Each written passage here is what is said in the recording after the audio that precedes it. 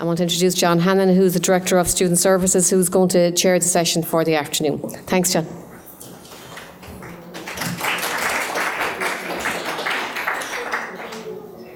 Thanks very much, Imelda. All of us who are here in an academic institution know how important it is to have an evidence base in relation to everything that we do. And it gives credibility, and particularly when there's not only an institutional dimension to it, but there's a national dimension to it. We heard this morning wonderful stories, the voices of the students, and there's a qualitative aspect to that, but we do also need a quantitative. And it is my privilege to introduce Dr. Elaine Keane. I've known Elaine for a long time, and she is a lecturer in the Sociology of Education in the School of Education here in NUI Galway. She's also Director of the Master in Education programme. Her research focuses widening participation and diversity in higher education, and that includes initial teacher training and the Irish Research Council funded projects, and she has a particular interest in class and in education. She's published a range of journals. In 2013, indeed, she authored the Ireland report for a 6-county study of widening participation and effectiveness, funded by HEFCE, the Higher Education Funding Council for England. So, without further ado, I would like to ask Elaine to come up to present the outcomes of the Access report. And I have no doubt that you'll have lots of questions and you will really have lots of insights after Elaine's presentation.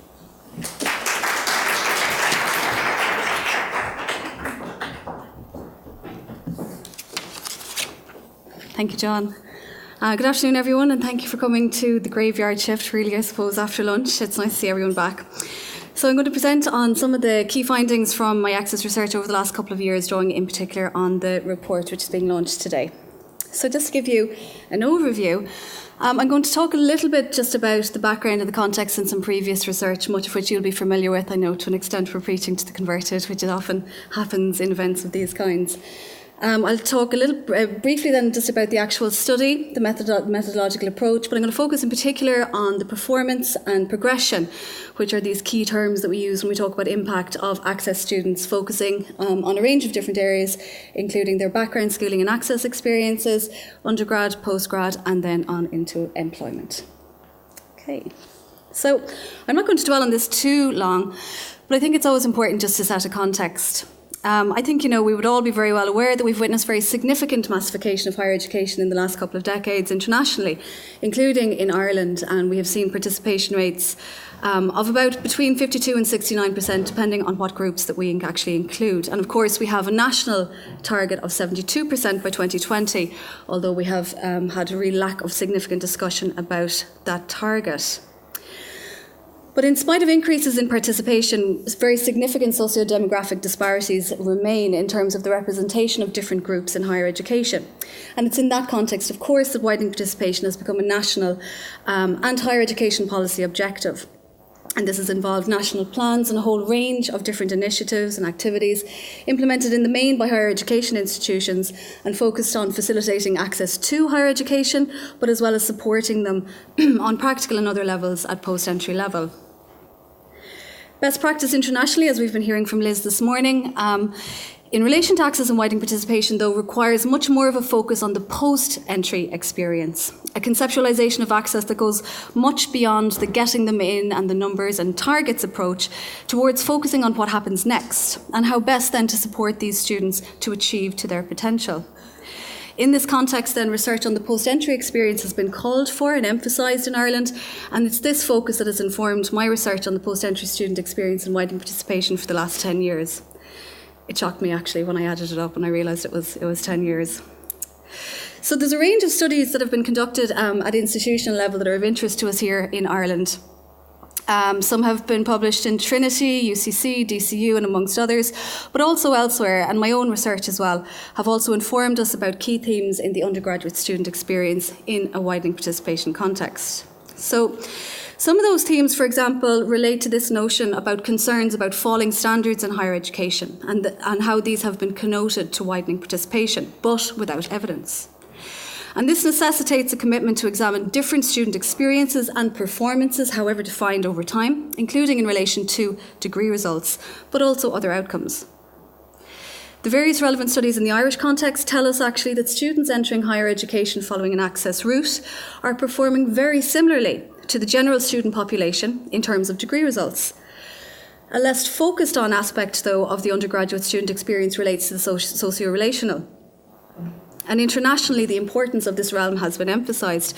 I was delighted to hear Liz drawing so much on that this morning. It's a very important part of what needs to be looked at.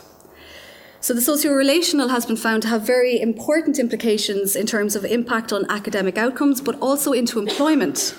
And in Ireland, my own previous research has pointed to the potentially negative impact of the various distancing behaviours engaged in by different student groups in higher education, motivated by perceived higher or lower socio-economic positioning. There's been less emphasis in Ireland, however, in particular, but also internationally to an extent, on what happens next to these students in terms of progression to postgraduate level, but also into employment, apart from a number of important institutional studies that I mentioned here in Ireland. Broadly, the findings of these studies point to very good progression rates for access and relevant students, and generally good employment outcomes relative to the general student population in terms of accessing graduate level employment. And that's a little bit contrary to international research evidence. Additionally, compared to those in England, where it has been found that those from underrepresented groups tend to experience disadvantage in the labour market relative to other graduates, the various institutional studies have not found this to be the case for the majority of access students in Ireland. And so it's in this context that we are now focusing on the undergrad, postgrad and employment experiences of NUI Galway access students, including from the perspective of examining impact, however defined, in terms of their performance and progression. So Access has, as we've heard, a long and very successful history at NUI Galway, with myriad initiatives and activities at multiple levels implemented since 1997. And now with the merging of the Access Office and the Mature Student and Disability Offices, it's a really opportune time, I think, for us to reflect on and examine the experiences of Access students in and beyond HE, while not neglecting asking those critical questions about the performance of the system itself, which I would argue needs to be much more of a focus when we consider issues of impact. So, the study really came out of and grew out of a research seminar that we ran in November 2011 in the School of Education, at which Imelda talked about all of the great work that has been done by the Access programme over the years, and I presented on some of my findings and publications at that time. And one of the things that came out of it in terms of questions was, well, I wonder how these findings would relate to a larger group of Access students, because that particular study I was reporting on at the time involved a group. It was a 3-year in-depth qualitative study of school leaver-aged Access students compared to traditional entry students and their undergraduate experiences. So we were wondering how these findings might compare if we look at them in a wider context of Access, with a greater number of Access students, but also including mature Access students, and also including that notion and a focus on what happened next to them in terms of postgraduate and employment work. So following that, the study was designed, we got approval at various stages and did some piloting and so on. And the questionnaire aspect was implemented from the end of 2012 to early 2014. So essentially it's a mixed method study, focusing on 2 groups of students ultimately, school leaver-aged Access students and mature-aged Access students, both of whom would have completed pre-entry Access courses prior to entry. So the focus, understandably, given the focus of the study, was their undergraduate, postgraduate and early employment experiences. So data collection methods, we had an online and hard copy questionnaire, and similar to research of this kind internationally, we encountered the usual problems with regard to response rates, and this was a similar issue actually in the institutional studies in Cork and in Trinity as well, which is why we implemented the survey several times. One of our key issues there was simply not having up-to-date contact details for students who had graduated some time ago. And that's very, very normal in research, but it is, like in the other studies, also a limitation. But a little bit of while some of the other studies have included qualitative research, the qualitative focus here was a very important part of it. And I think it gives depth to the findings, and it helps us to look behind the statistics into the lived experiences of the student groups that we're hoping to explore. So that involved 26 interviews, again, with the two different student groups. So what I'm going to do now is just briefly talk through the kind of key findings under the chapters as it's structured in the report. So looking at background, schooling and access experiences, on into undergrad, postgrad and employment. So first, starting with background, schooling and access experiences. Well, in terms of their background, I suppose, given the target groups of access initiatives, it wasn't, unfortunately, too much of a surprise to me to hear about the high level of family stresses reported by the research participants in terms of their backgrounds, with significant challenges relating to poverty, very high levels of disadvantage, low levels of education and higher education progression, and significant family crises over time. All of which very severely constrained the participants in terms of their potential to engage in and with their schooling and achieving the so-called traditional qualifications and adequate points for HE entry. And you can see that there from Justine and Jude's quotes. They refer very specifically and explicitly to their socioeconomic situation. This was very common across the participants. But as well as their constraining life circumstances, the research participants reported generally quite negative experiences of school, and this has been found in my own previous research as well as other studies. The key theme in the reported experiences was not feeling encouraged in or by school or their teachers. And they recounted many instances of low, or in some cases no, teacher and school expectations, particularly in relation to HE progression. Also issues to do with subject constraints, a lack of HE information more generally, particularly in GESH schools, and classroom environments which were not characterised by a focus on learning, but rather than a focus on discipline and control. And we know that from research in other countries that tends to be the focus in such school environments. And for a number of the older, mature-aged interviewees, instances of severe corporal punishment added, obviously, to the very negative memories of school. So you can see that in the quotes there from Tracy saying she always wanted to go on to college, but teachers telling her, well, that wouldn't be happening for her. Chester talking about, being in this collection of misfits over time with the focus on disruption and so on rather than learning. Melissa talking about, her school not being geared towards academia in any shape or form. It was there really to get people into trades and so forth. And Mark, as you can see there, recounting very difficult memories for him, as did a number of the other older, mature interviewees. However, in spite of such negative experiences, the research participants expressed very strong desires to progress in and through education, emphasising in the main career and employment reasons, but also motivations that sounded like things like wanting to better the self, availing of an opportunity that had been previously denied to them, as well as the desire, and this was an important desire for all of them, the desire to prove themselves academically, as being academically worthy, because that was very much contrary to the sorts of messages that they had been gaining over time.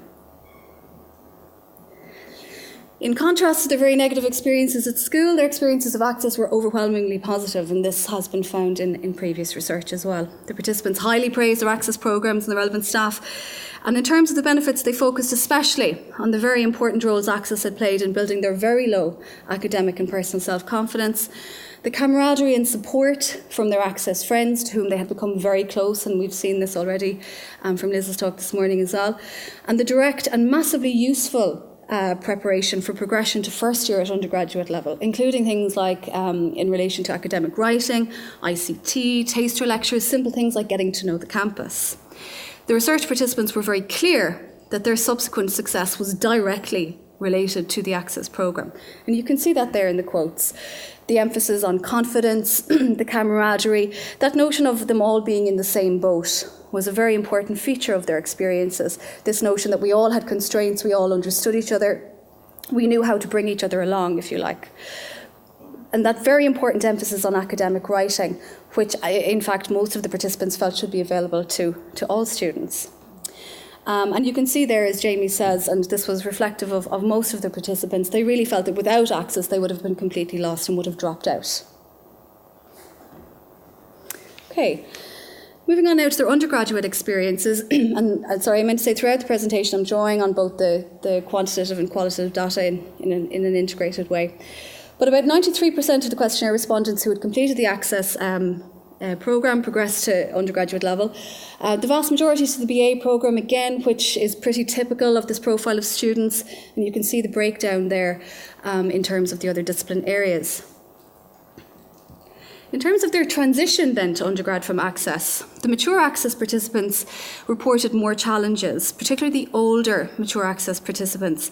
Several talked about feeling very overwhelmed and the tsunami of young people they often talked about, and you can also see in similar words in Claire's quote. She talked about freezing behind the big pillar when these couple of hundred young people came at her. And you can see here the really important role of the support from her friend from Access, who said, you know, come on, get out of there, you're going to be fine, we're going to do this.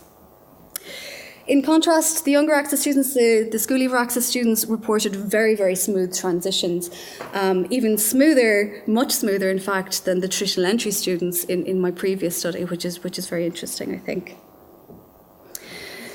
An issue for Access students, though, more generally, is this notion of disclosure to other students about their entry route. And this was a big issue that had impacts on numerous levels. Most of the younger Access students reported that they deliberately did not disclose this information. They were very worried that it marked them out as being academically and socioeconomically inferior in some way. And you can see that there in Deirdre and Chester's quotes. And this was very, very commonly reported in very strong terms. A large majority, in terms of their academic experiences, reported, however, that they found their work the same, less or a lot less difficult than other students. Again, there were some differences between groups here, with the older Mature Access students reporting additional difficulties compared to the SLAs. Two factors were at issue here. Their additionally low level of academic self-confidence relative to the other students. This notion of feeling like a fraud, you can see that there in Brenda's quote. You know, a lot of them talked about this. I'm waiting to be tapped on the shoulder and told you don't belong here. And this is a very common finding, particularly with in research internationally, particularly with older, mature females returning to education. But it wasn't the only factor. Their lack of knowledge of the academic system, again, which has been found in previous research, relative to younger students, or those who've come in via the so-called traditional route, was also an issue. Melissa, for example, talked about not doing the party thing, going to every lecture, and then being devastated and completely confused when she failed all of her exams. And it was only when an academic staff member sat her down and said, listen, you know, you're a typical mature student, you're trying to do everything, but what you need to learn is the system. This is how it actually works. And she never had a day's problem after that. So again, that links into something that Liz was talking about earlier, I think, that notion of the needing to be explicit about aspects of academic practice, which we assume are clear to our students and may not be at all. In terms of outcomes then, 89% graduated, and the vast majority achieved a 2-1 or a 2-2, all very much in line with the general student population outcomes and the other institutional studies on Access. The participants expressed very high levels of satisfaction with post-entry Access supports, including in relation to personal, financial and academic supports, including around careers. But a significant minority did call for more individualised support and targeted support about how to think about postgraduate progression, what might be suitable for them given their background, what might work for them, including in relation to careers and employment. And that's an issue that we will come back to in a while. In terms of their socio-relational experiences, it's notable that over 55% did not engage in extracurricular activities, citing a lack of time and external commitments, but also prioritisation of study over such concerns. I'm here to study. Again, this links in with research from the UK and my own previous research. 44% reported mostly or only spending time with their Access peers, their non-higher education peers, or their family. Okay, and the interviewees shed significant light on their lack of socio-relational engagement in this context, which builds a lot on my previous research as well. So they cited factors such as having different priorities.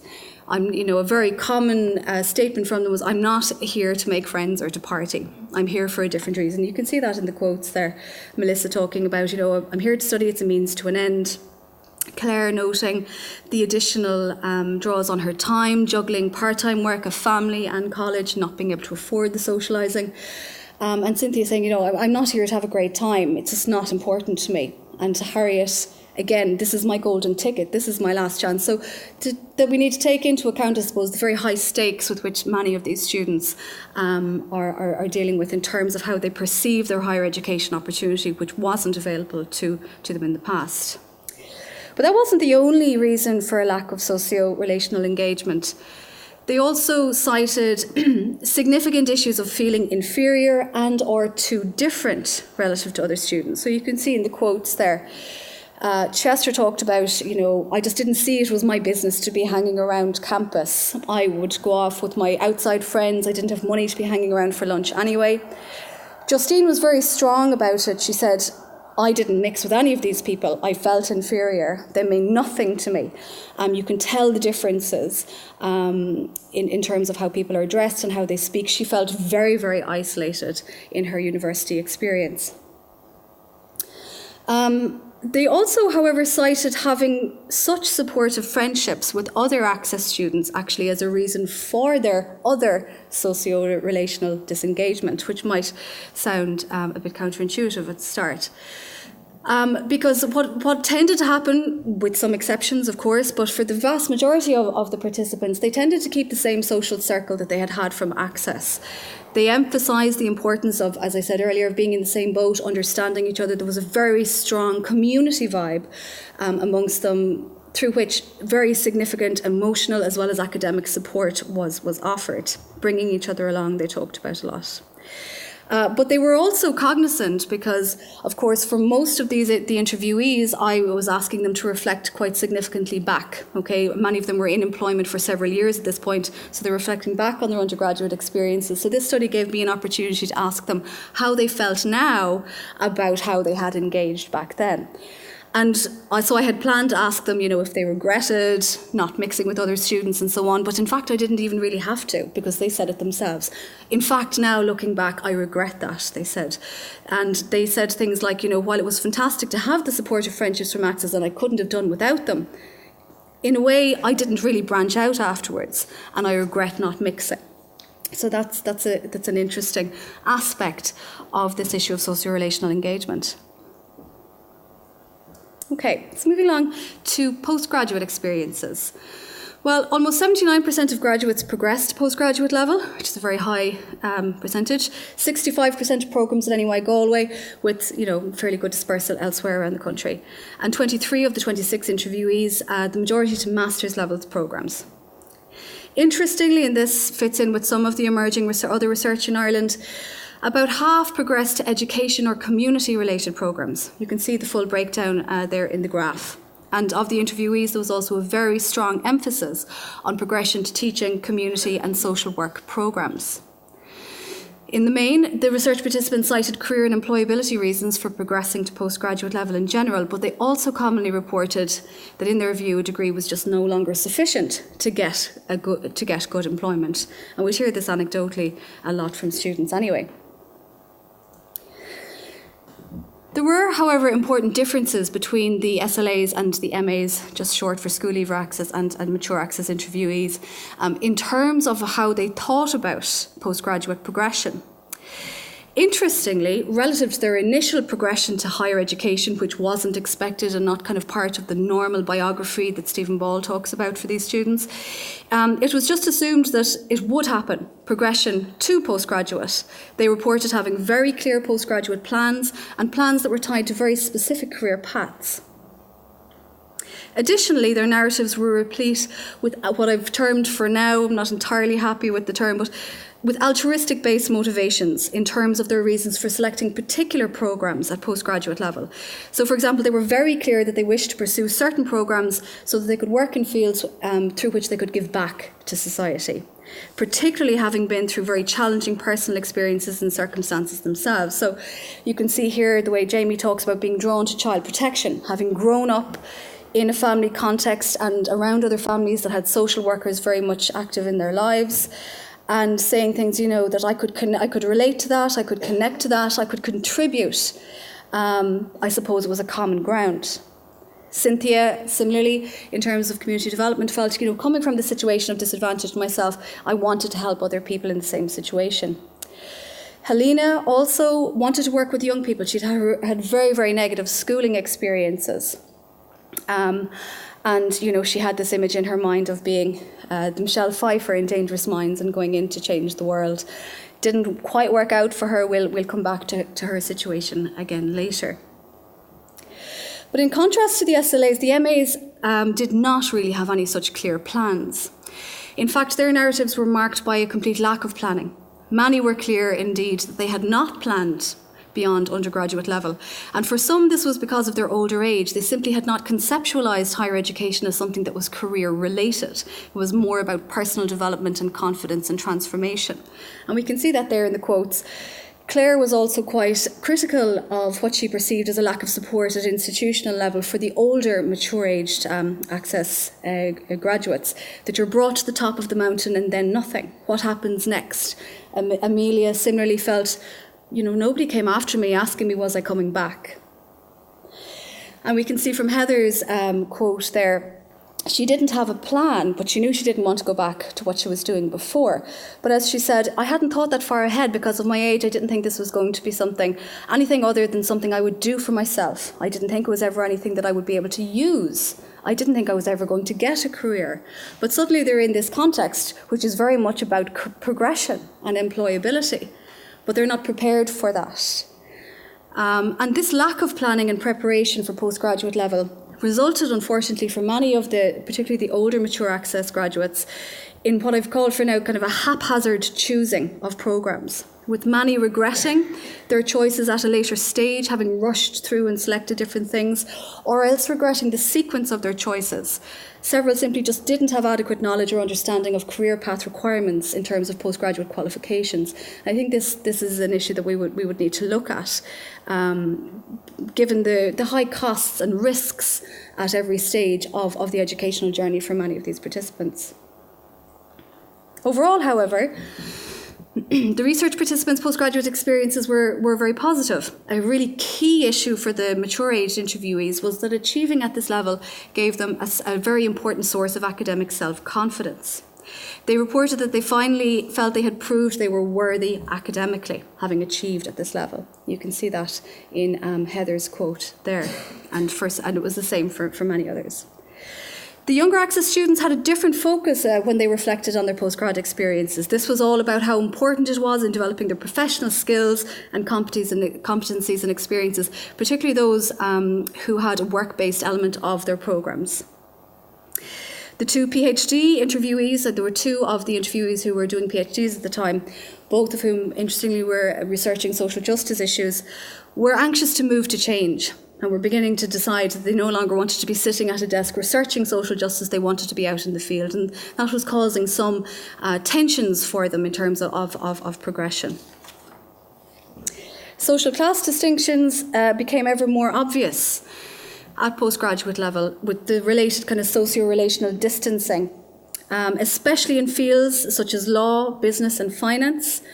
As you can see in the quotes there, and remembering that they had gone to different institutions around the country, but you can see Justine talking about, they were even wealthier. The further up you went, the wealthier they got, and really, I suppose, noticing the enacted face of social class through, I suppose, people's presentation of self and clothes and possessions and so on.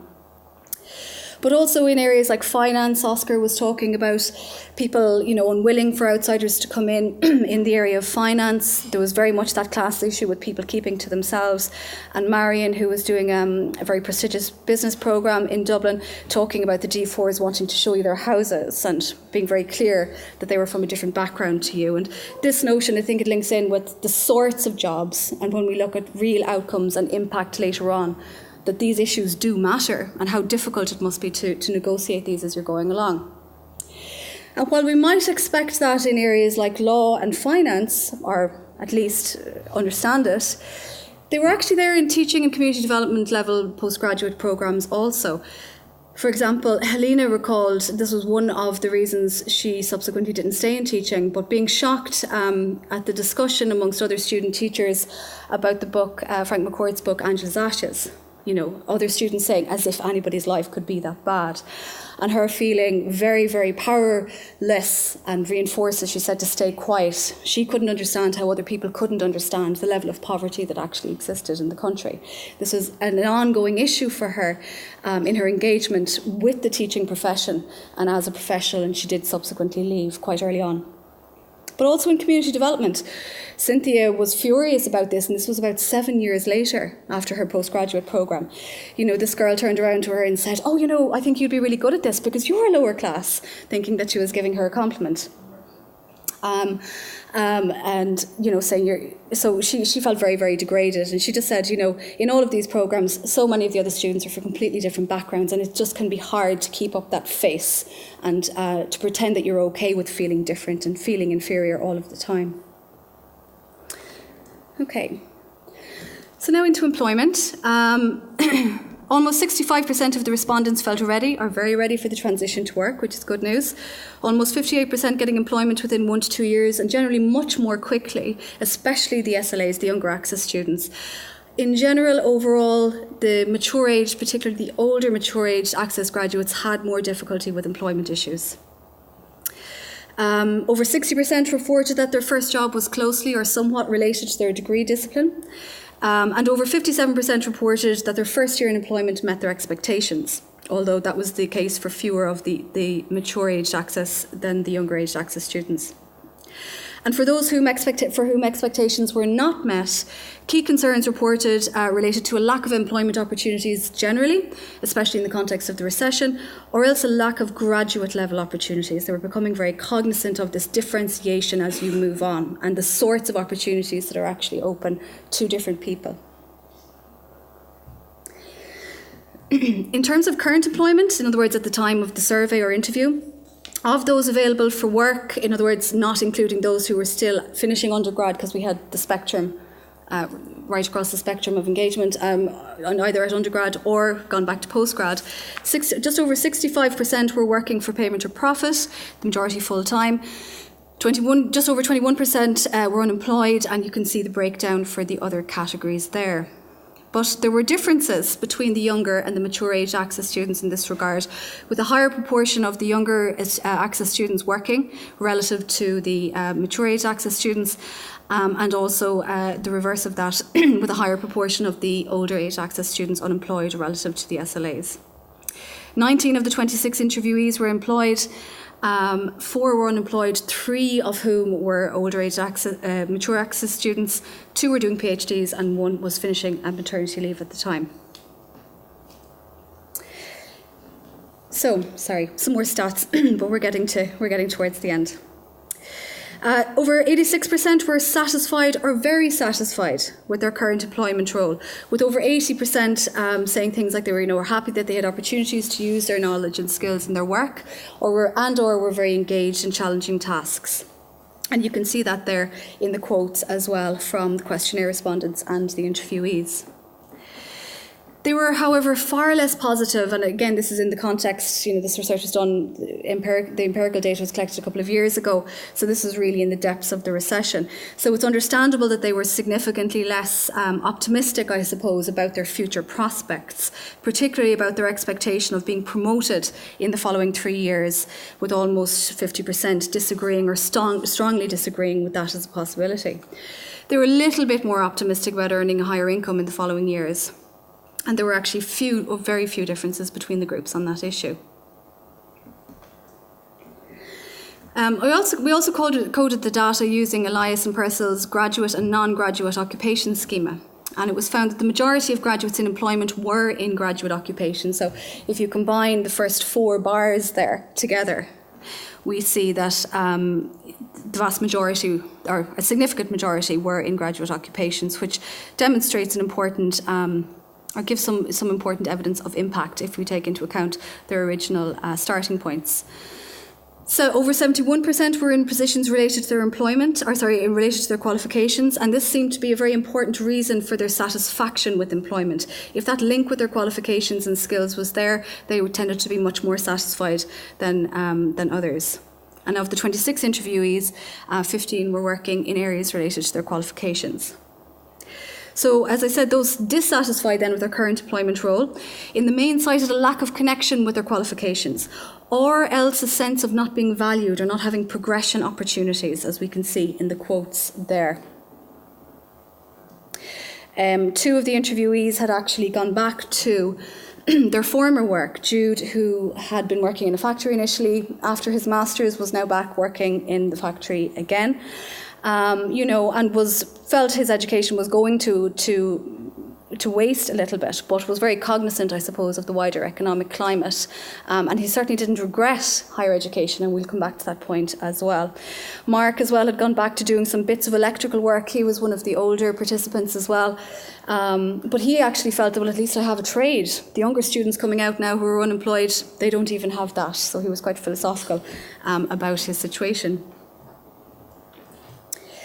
The impact of the recession was clear, as I think is starting to come through quite strongly. Of those unemployed, the lack of opportunities was most commonly cited, and this really particularly impacted the mature age access students, but particularly the older individuals there.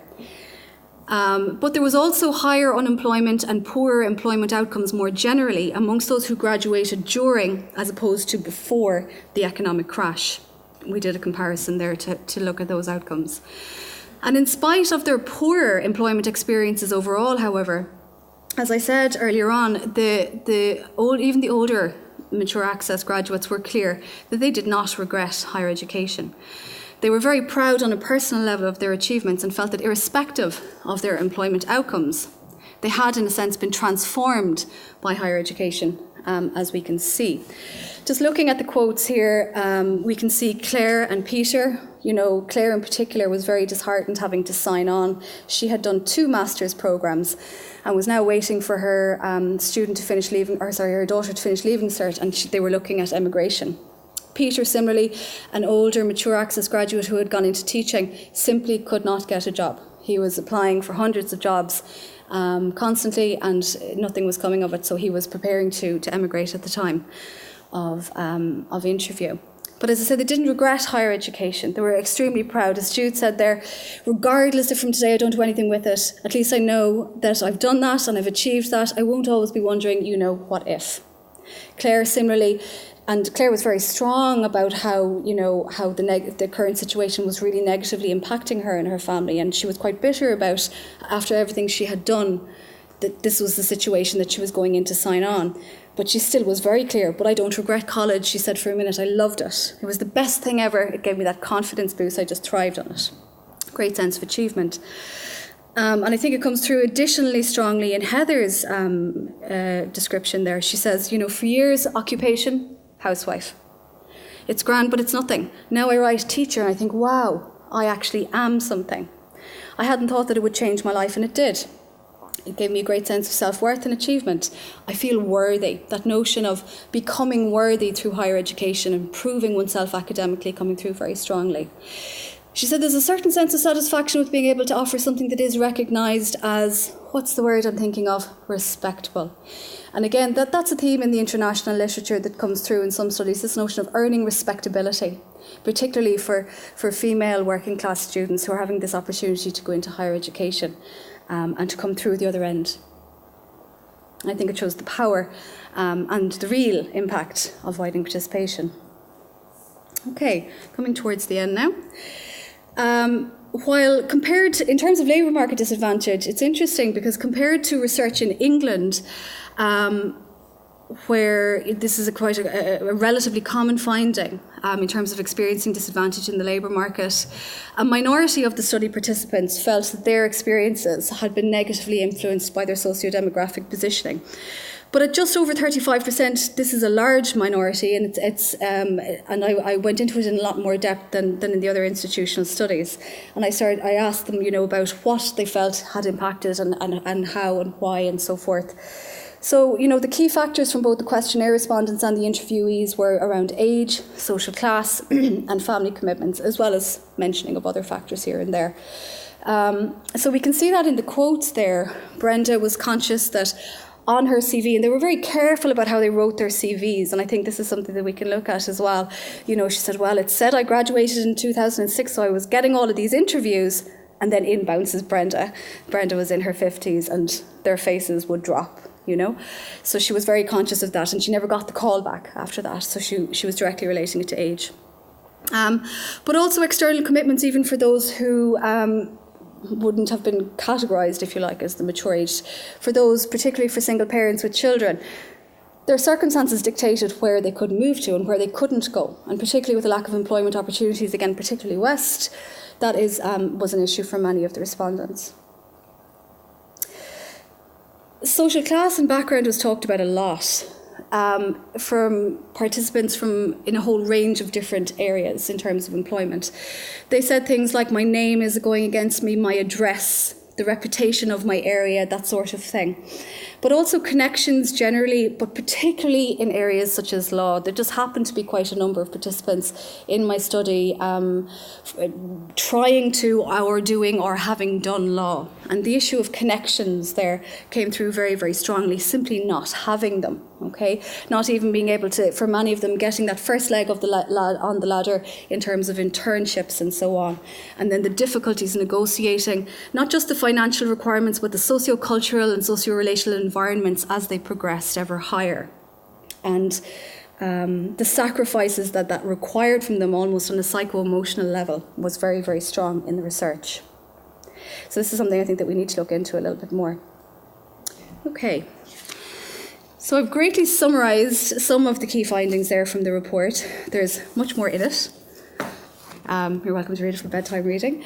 But just to draw some conclusions and to bring it back to the wider focus of today, I suppose what we've seen is very considerable impact of the NUI Galway Access Programme on these students' life chances. That is very, very clear, including in terms of their performance and progression, in terms of all of those different outcomes and how impact tends to be conceptualised. And this is in the face of very challenging and constraining life circumstances and experiences. So, you know, those typical words that we tend to use, whether fortitude and resilience is absolutely astonishing at times. In terms of evidence, we can see from the NUI Galway perspective that our access students are performing and progressing at least as well in terms of outcomes relative to the general student population, but also those of access graduates in other institutions. And we also see a new notion of impact as well, I think, through this notion of altruistic motivation in wanting to give back. These students are coming through with a very particular orientation to the labour market, at least at the start, and wanting to give back and contribute to society, which is, you know, has a very, very important implications, I think, in terms of the public good. But I think what we also see is the need very clearly to move beyond these metrics-based conceptualizations of impact towards looking at, well, what is the performance of the system and how are we doing in supporting these students really? Because I think what hopefully should be clear from an analysis of the participants' lived experiences, particularly through the qualitative data, it suggests to me that we really need further system development, including in relation to a whole range of different issues, but in particular, school and teacher expectations and supports. And there has been developments in those areas of late, but we need to do more and much more explicit work, I think. At an undergraduate and beyond level then, big issues to do with developing student self-confidence. This is a huge focus in the Access programme and it works very, very well, but we cannot expect a one-year programme to wipe out all of the effects of a lifetime of underachievement and feeling inferior. So this needs to be worked with, including at system level in terms of, and in relation to knowledge of the academic system, on issues on the levels to do with curriculum and teaching and learning, which Liz has also talked to us about today. But I would like to also emphasise the importance that I think we're really starting to see that here in Ireland now. This is not just about who's friends with who. That's an important issue. But it's looking at the implications of that, the importance of the supportive access relationships with each other, but also what that means in terms of who they are not friends with and who and why and if that matters. One of the issues is not building contacts with other students. Is that having an effect in terms of entering and having the opportunity to enter and progress in certain professions later on, for example? Particularly in some disciplinary contexts. In the report, I talk in some detail about the very severe socio-relational distancing that happened amongst the undergraduate law students, for example. It was very, very strong in some contexts, but it was there overall. And that's something that we need to look at a bit more, and how that relates to teaching and learning, and why it's important for us at institutional level to look at that. The other issue that was coming through quite clearly was the need for more attention to progression and employability supports for mature aged access graduates, but particularly the older mature aged access graduates. If we are serious about widening participation, and this is a core group for us, we need to think about, from their perspective, what is reasonable in terms of progression. What might my motivation be, and how does that work with, I suppose, core motivations, and how they're perceived as core versus peripheral in terms of different student groups. What particular targeted supports? They were very clear that they wanted targeted supports for people of their age, for people in their circumstances, to think about employability issues. So that might be something that we might need to develop a little bit more.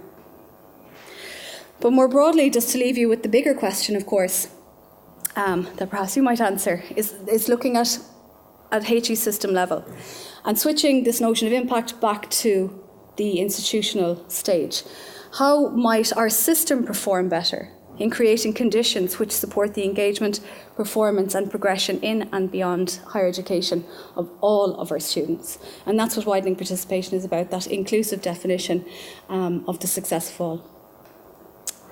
Okay, so that's the end of my talk. Thank you for your attention. Happy to take any questions.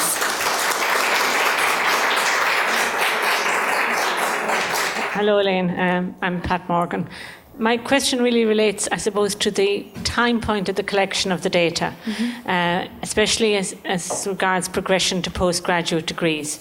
Given the fact that the grants, have essentially disappeared, except for the people in very difficult circumstances, that 66% route, that people had to top up their degree is no longer available for a huge number of people. So I'm wondering, do you expect that to change over if you take this as a time point?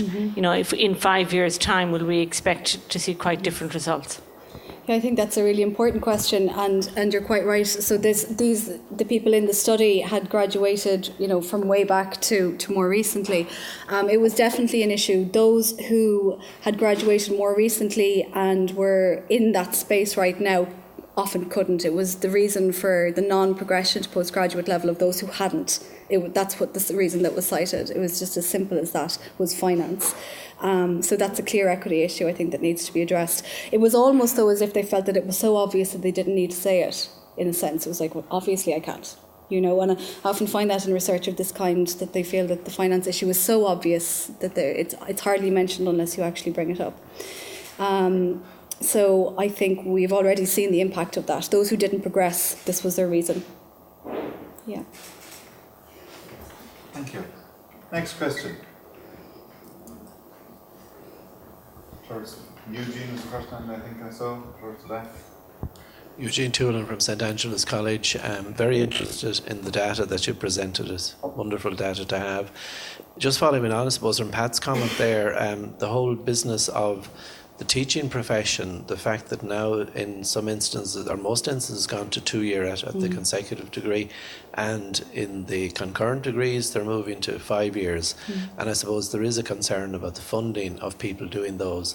But you mentioned teacher expectations. Could you elaborate a little bit more on that in relation to how teachers can influence what's happening? Sure.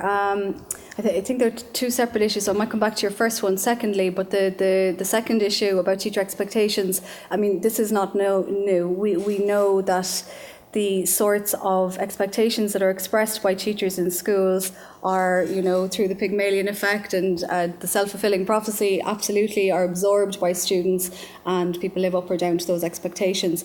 Unfortunately, it would seem that still in schools, despite significant investment and redevelopment of initial teacher education over the last several decades, that this sort of stuff is still happening in schools. But I think it's also important to remember that these were all graduates, so when they're reflecting on their school experiences, it is some time ago. But they were talking about very negative school experiences, particularly in disadvantaged schools, where there was just the assumption that none of you guys are going on to college, so let's not even talk about it. In some cases, it literally wasn't talked about at all. And a lot of these students, unfortunately, were very directly told, sure, you're not going on to college either, anyway, so don't even think about it. So this was unfortunately a very important and common feature of their experience. I would like to think, being involved in initial teacher education, this being a core part of our work, in our day-to-day work, we put a lot of emphasis on raising on the importance of expectations from a psychological and sociological perspective.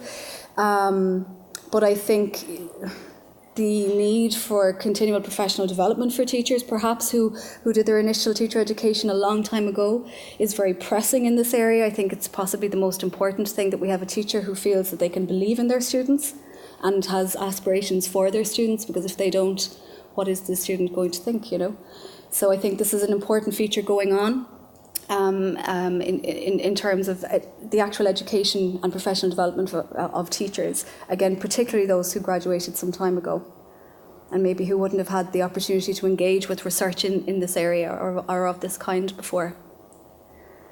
In terms of the other question, the impact of the new 2-year and 4-year or 5-year programmes, I can kind of talk about that from another project that I'm doing with my colleague Manuela, who I think was here a while ago, our Diversity and Initial Teacher Education project. Unfortunately, one of the findings, and we've just published this in Irish Educational Studies, is that the change from a 1 to 2 year programme has very significantly, in statistical terms, affected the lower socioeconomic groups' progression or access to the profession. When we compare the last year of the old 1 year postgraduate, post-primary entrant cohort nationally to the first year of the new 2 year cohort, we see very statistically significant differences in the socioeconomic profile of those progressing into ITE, which we predicted, and I'm sure that's what you were referring to.